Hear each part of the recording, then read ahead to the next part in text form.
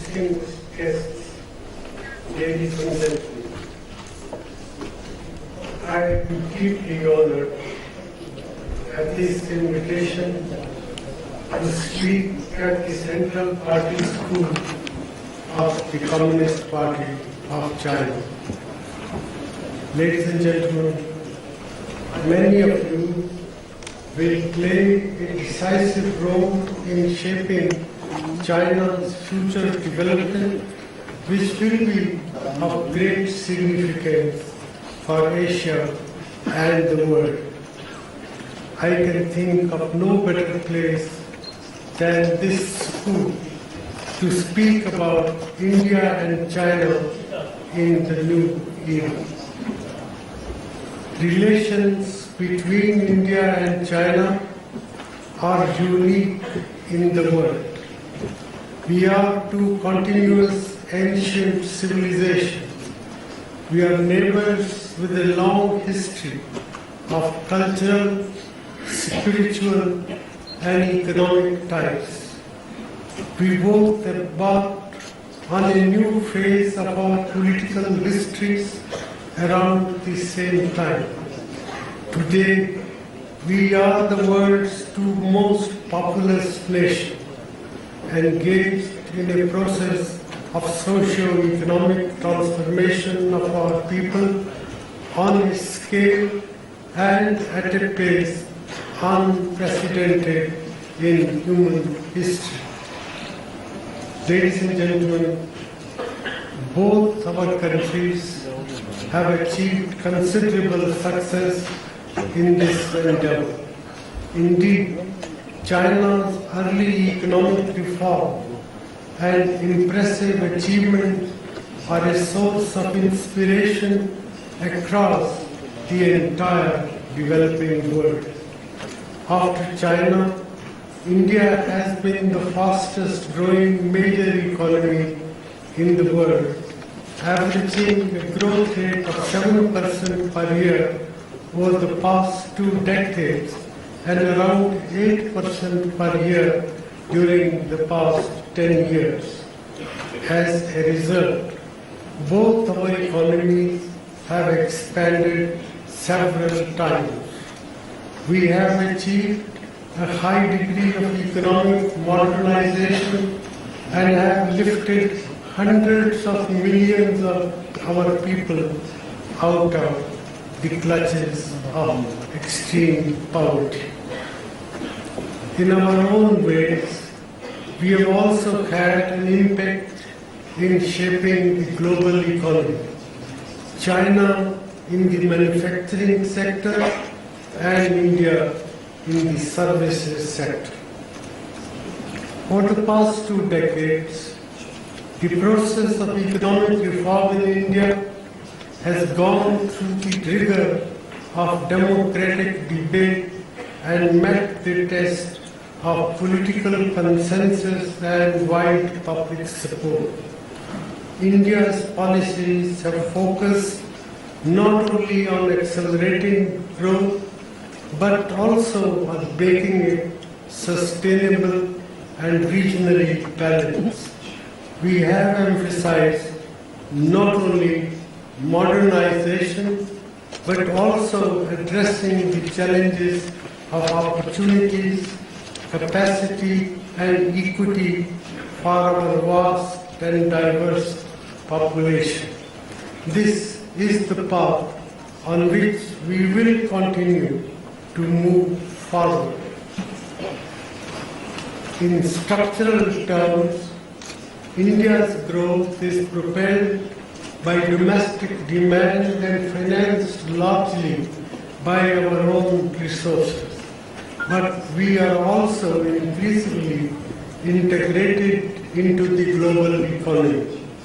The prolonged global economic crisis has affected us as it has many other emerging economies.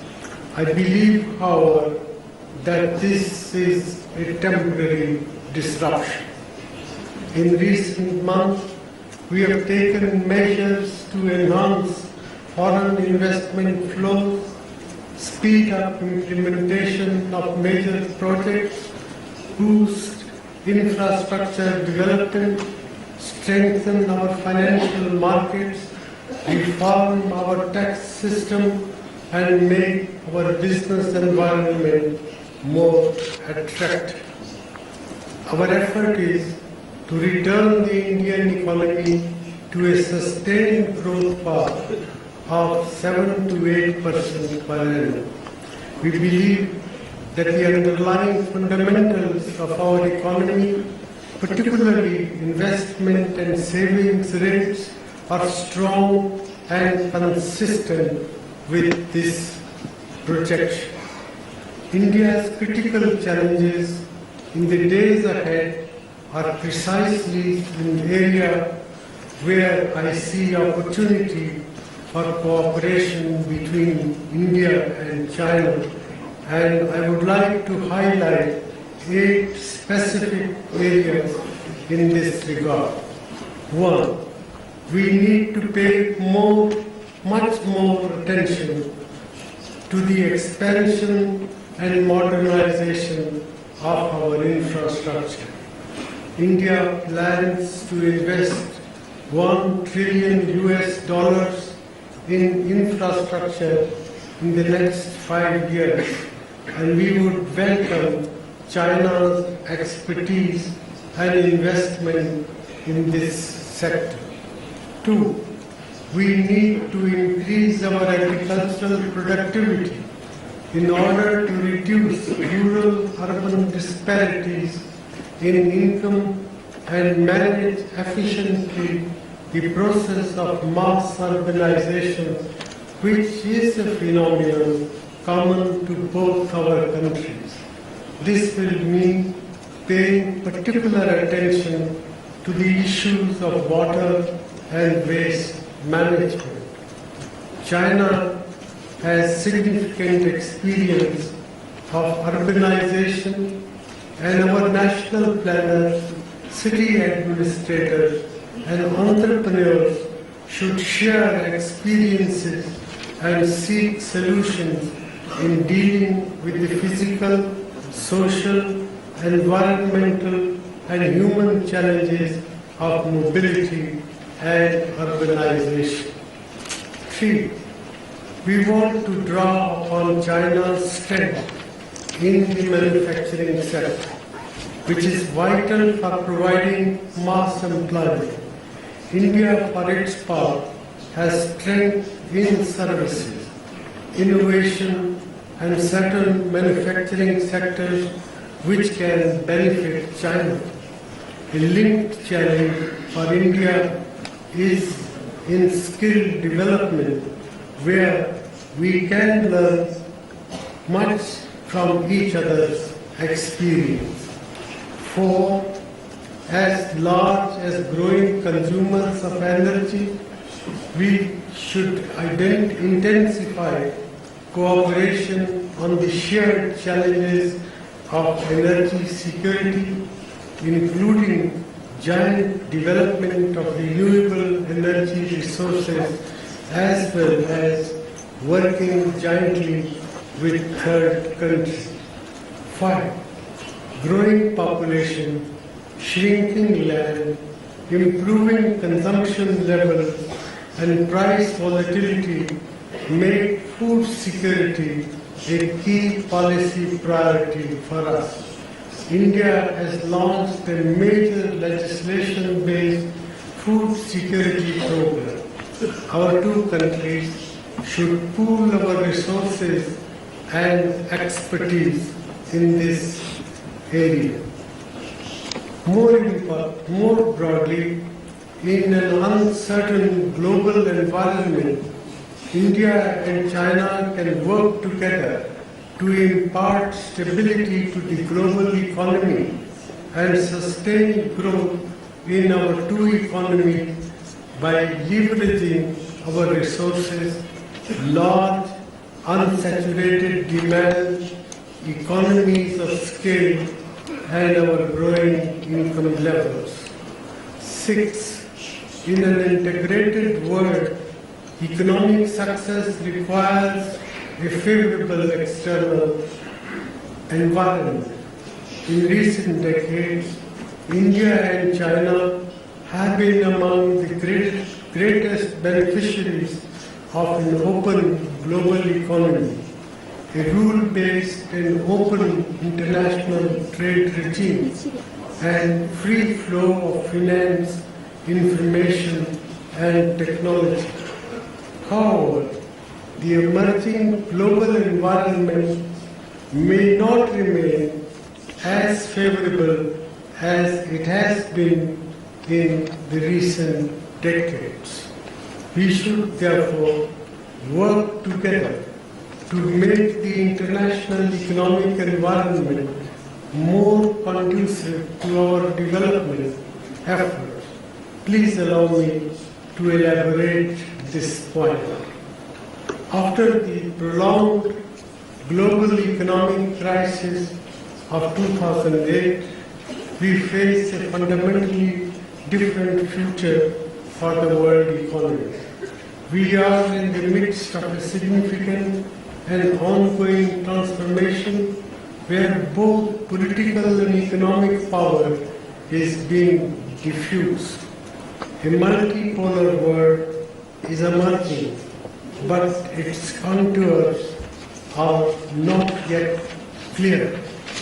Protectionist sentiments in the West have increased, and the global trading regime may become fragmented by regional arrangements among major countries. India and China have a vital stake in preserving an open, integrated, and stable global trade regime, even as we work together to foster regional economic integration. We should also intensify our effort to support trade and investment and reduce risks in emerging markets. The BRICS Development Bank and the Contingency Reserve Arrangement are examples of such cooperative efforts. Our cooperation will also help accelerate reforms in global financial institutions. Both India and China are heirs to civilizations that value nature and have practiced sustainability through the ages. However, as we meet the basic needs of our people, we also face the danger of unfair burdens being imposed on us for mitigating climate change. We should ensure that the international response to climate change does not constrain our growth and that it continues to be based on the principle of common but differentiated responsibilities. 8. India and China have also benefited from a largely stable global order and peaceful periphery. But we cannot take a stable political and security environment in our region and beyond for granted. If we look carefully, many of our challenges are common. Terrorism, extremism, and radicalism emanating from our neighborhood affect both of us directly and can create instability across Asia. Similarly, maritime security in the Pacific and Indian Oceans is vital for our economies, just as peace and stability in West Asia and Gulf are essential for our energy security. Above all, India and China need a stable, secure, and prosperous Asia-Pacific region. The center of gravity of global opportunities and challenges are shifting to this region. In the coming decades, China and India, together with the United States, Japan, Korea, and the ASEAN community, will be among the largest economies in the world. While this region embodies unparalleled dynamism and hope, it is also one with unsettled questions and unresolved disputes. It will be in our mutual interest to work for a cooperative, inclusive, and rule-based security architecture that enhances our collective security and regional and global stability. While both India and China are large and confident enough to manage their security challenges on their own, we can be more effective if we work together. Regional stability and prosperity will also gain from stronger connectivity in the Asia-Pacific region. This should be a shared enterprise of both India and China. Ladies and gentlemen, I have said on several occasions that India welcomes China's emergence. Frankly, old theories of alliances and containment are no longer relevant. India and China cannot be contained, and our recent history is testimony to this. Nor should we seek to contain others. We both know that the benefits of cooperation far outweigh any presumed gains from containment. Therefore, we should engage with others, each other, in a spirit of equality and friendship, and with the confidence that neither country is a threat to the other. This is the essential premise of India's external engagement. Our strategic partnerships with other countries are defined by our own economic interests, needs, and aspirations. They are not directed against China or anyone else. We expect a similar approach from China. Ladies and gentlemen, the landmark visit of Prime Minister Rajiv Gandhi to China 25 years ago marked a new beginning in our relationship. Since then, successive leaders in our two countries have built on that historic opening.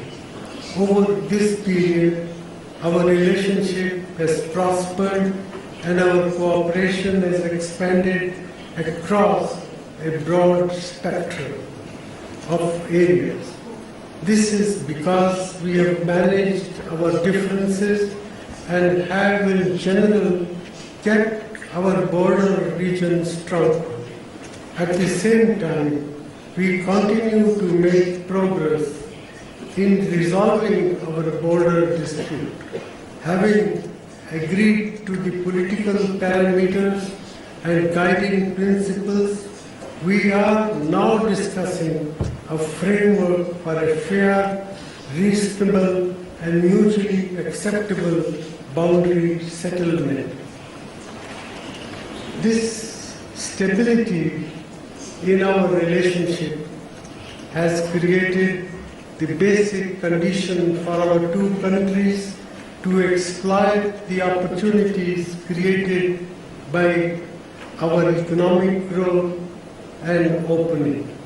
Indeed, the most dynamic areas of our relationship has been economic, and China has emerged as one of India's largest economic partners. Naturally, there are also concerns on both sides, whether it is incidents in the border region, trans-border rivers, or trade imbalances. Our recent experiences have shown that these issues can become impediments to the full exploitation of the opportunities for bilateral and multilateral cooperation between India and China, which is important for the continuing progress and transformation of our two countries. I believe that our two countries not only share a common destiny, but that we have unlimited possibilities of closer cooperation. Let me therefore outline 7 practical principles of engagement that I believe will set India and China on this course. 1. We should reaffirm an unwavering commitment to the principles of partnership and conduct our relationship in a spirit of mutual respect, sensitivity to each other's interests and sovereignty, and mutual and equal security. India has welcomed President Xi Jinping's concept of a new type of great power relations. This is a contemporary development of the Panchsheel, or the 5 principles of peaceful coexistence elaborated by Prime Minister Nehru and Premier Zhou Enlai in the 1950s. It highlights, in a modern context, the need for creating interstate relations among major powers based on mutual trust, sensitivity to each other's core concerns, and a commitment to resolve all outstanding issues through peaceful dialogue. We should develop our relation on the basis of these principles. 2. Maintaining peace and tranquility in the India-China border areas has been the cornerstone of our relations. It is essential for mutual confidence and for the expansion of our relations. We should do nothing to disturb that. Indeed, we can achieve it by adhering to our agreements and utilizing our bilateral mechanism effectively. At the same time, we should move quickly to resolve our boundary issue. 3. We should increase consultations and cooperation on complex issues such as trans-border rivers and our trade imbalances so as to strengthen our strategic and cooperative partnership. 4. We should maintain a high level of strategic communication and consultations in a spirit of transparency on our region and our periphery, eliminating misunderstandings between our two countries and building experience of positive cooperation. As the two largest countries in Asia, our strategic consultation and cooperation will enhance peace, stability, and security in our region and beyond. 5. Our convergence on a broad range of global issues should lead to enhanced policy coordination on regional and global affairs and cooperation in regional and multilateral forums in the political, economic, and security domains. 6. We should harness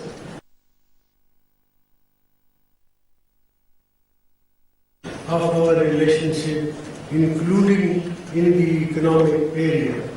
And finally, we will achieve much greater success in our relations by increasing contacts and familiarity between our people in every walk of life. Like a beautiful diagram that emerges from 7 different shapes, these 7 principles would together create a beautiful tapestry of India-China relations in the years that lie ahead. Ladies and gentlemen, I am pleased that the agreements that we have signed yesterday will help to advance many of these shared principles.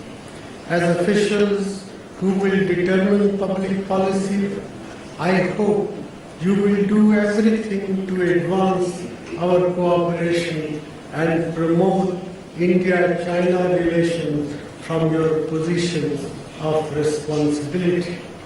Before I conclude, let me recall what I have often said, namely that the world is large enough to accommodate the development aspirations of both India and China. In my meetings with President Xi yesterday, he echoed this thought when he said that the Chinese and Indian dreams for becoming strong, developed and prosperous nations are interconnected and mutually compatible. My meetings with President Xi and Premier Li give me great confidence that we can fulfill this noble vision. More than ever before, the world needs both countries to prosper together. We were not destined to be rivals, and we should show determination to become partners. Our future should be defined by cooperation and not by confrontation. It will not be easy, but we must spare no effort. What is at stake, ladies and gentlemen, is the future of India and China. Indeed, what may be at stake is the future of our region and our world. I thank you for your attention.